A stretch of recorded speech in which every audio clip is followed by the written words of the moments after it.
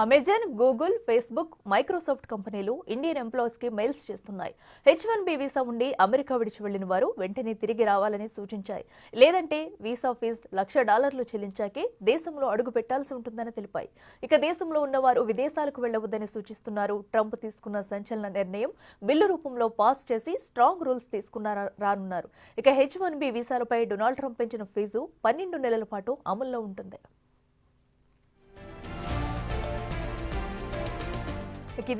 ఇదే ఇష్యూకి సంబంధించి full details USA నుంచి మా ప్రతినిధి లక్ష్మణ్ అందిస్తారు. అమెజాన్లో మన స్క్రీన్ పైన చూడొచ్చు, వాళ్ళు ఒక ఈమెయిల్ పంపించారు. తర్వాత మైక్రోసాఫ్ట్ కూడా సిమిలర్ ఈమెయిల్ పంపించారు. ఎవరైతే H1B పైన బయటికి వెళ్ళారో వెంటనే వచ్చేసేయండి, ఎక్కడికి ట్రావెల్ చేయొద్దు, మీ డిపెండెంట్స్ని కూడా ట్రావెల్ చేయొద్దని చెప్పడం జరిగింది. సో అన్ని కంపెనీస్ చాలా మెజర్ చేసుకుంటున్నాయి యాక్చువల్గా ముందే.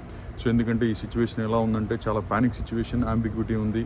సో ఇనవే చూడాలంటే మనము ఇది ఐటీ సెక్టర్కి పెద్ద దెబ్బే అని చెప్పొచ్చు. ట్రంప్ ఒక పెద్ద బాంబే పేల్చాడని చెప్పాలనుకోవచ్చండి ట్రంప్ అడ్మినిస్ట్రేషన్. బట్ ఇక్కడ వచ్చేసి ఇక్కడ చూసామంటే ఇక్కడ ఈ కంట్రీకి మంచిదే అని మనం చెప్తా ఉన్నారు.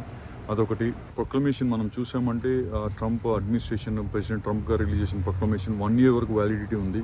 మనం కొంతమంది ఎక్స్పర్ట్స్తో మాట్లాడడం జరిగింది. వాళ్ళు చెప్పడం 1 year వరకు అది వ్యాలిడిటీ ఉంటుంది. ఆ 1 year తర్వాత ఒక కంప్లీట్గా ఒక బిల్ పాస్ చేసేసి కంప్లీట్గా రివ్యాంప్ చేసి రూల్స్ ఇంకా స్ట్రాంగ్ రూల్స్ చేస్తారు H1B వీసాని క్లీనప్ చేయడానికి. ఎందుకంటే H1B వీసా అన్నది మనం చెప్పుకున్నట్టుగా గతంలో సంవత్సరానికి 65,000 వీసాలు ఉంటాయి. అది స్కిల్డ్ లేబర్ వీసాస్ అంటారు బేసిక్గా.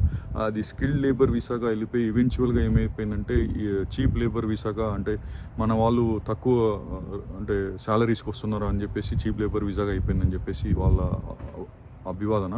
ప్లస్ కంపెనీస్ అంతా కూడా అబ్యూజ్ చేశాయని చెప్పేసి, అంటే most of the consulting firms ఇక్కడ చాలా అబ్యూజ్ చేశాయని చెప్పుకోవాలి. సో ఇదంతా మనం చూస్తే దీన్ని ఎలా చూడాలి అంటే ఓవర్ నైట్ డెసిషన్ అయితే కాదు. తప్పకుండా ఒక ఏ కంట్రీలో అయినా ఏ పాలసీ అయినా వచ్చే ముందు తప్పకుండా కూడా గవర్నమెంట్ చాలా హోంవర్క్ చేస్తుంది ఆ పాలసీని ఎలా అసర్టైన్ చేయాలని చెప్పేసి. నేను అనుకోవడం కూడా ఇక్కడ బ్యూరోక్రాట్స్ చాలా అసర్టైన్ చేశారు ఆ పాలసీని. దాని తర్వాత ఈ డెసిషన్ వచ్చింది. బట్ డెసిషన్ అనేది ఓవర్ నైట్ రావచ్చు, బట్ దానికంటే ముందు చాలా ఇన్ఫర్మేషన్ అయితే వాళ్ళు గ్యాదర్ చేయడం జరిగింది. సో దీని తర్వాత ఇంకొన్ని కఠిన చర్యలు డెఫినెట్గా ఉంటాయి. ఎవరైతే లైన్ దాటి లీగల్గా, ఇక్కడ యూఎస్లో అన్నది అన్ని కంట్రీస్లో లీగల్ చాలా స్ట్రాంగ్గా ఉంటాయి, యూఎస్లో అన్నది ఇంప్లిమెంటేషన్ చాలా స్ట్రాంగ్గా ఉంటుంది. ఎవరైతే లీగల్గా ఉన్నంత వరకు దే ఆర్ వెరీ సేఫ్. ఇల్లీగల్గా చేసే పనులు మాత్రం I think they are in the radar of the US government actually. So నేను అనుకోవడం బాహుశా మనకు వచ్చిన ఇన్ఫర్మేషన్ ప్రకారం అంటే నెక్స్ట్ ఈ చిన్న ఫార్మ్స్ని ఆడిటింగ్ కూడా జరుగుతాయి అనుకుంటున్నా. ఈ వీసాలు ఏంటి, ఎలా యూజ్ చేశారు, కరెక్ట్గా విత్ ఇన్ లిమిట్స్ యూజ్ చేశారా, తప్పుగా యూజ్ చేశారా అన్నది కూడా. సో ఏదైతే మనం జరుగుతూ ఉందో ఇవన్నీ మనము కేవలం కాలమే మనకు ఆన్సర్ చెప్పాలి. All that we can tell is మనం ప్యానిక్ అవ్వద్దు. ఎక్కడ ఉన్న వాళ్ళు అక్కడ మీరు లోకల్గా అటార్నీస్ని మాట్లాడండి, మీ ఎంప్లాయర్తో మాట్లాడండి, ఇన్ఫర్మేషన్ గ్యాదర్ చేసుకొని మీరు hope for the best and prepare for the worst. So ఇక్కడ మనం చేసేదేం లేదు. బేసిక్ ఏంటంటే పాలసీ వచ్చింది గవర్నమెంట్, ఇది US కంట్రీ, వాళ్ళ పాలసీ వాళ్ళు చేసుకోవడం మనం తప్పు ఏం లేదు. సో మన సైడ్ మనకి ఎలాంటి ఇంపాక్ట్ ఉంటుందో మన ఆ ఇంపాక్ట్ని చెప్పకుండా ఇంపాక్ట్ ఉంటుంది. ఆ ఇంపాక్ట్ని ఎంతవరకు మనం తక్కువ చేసుకోగలగాలనేది మనం చూసుకోగలగాలండి. నేను మీ లక్ష్మణ్, న్యూజెర్సీ, న్యూయార్క్ నుంచి రిపోర్ట్ చేస్తున్నాం, USA big TV correspondent. Thank you very much.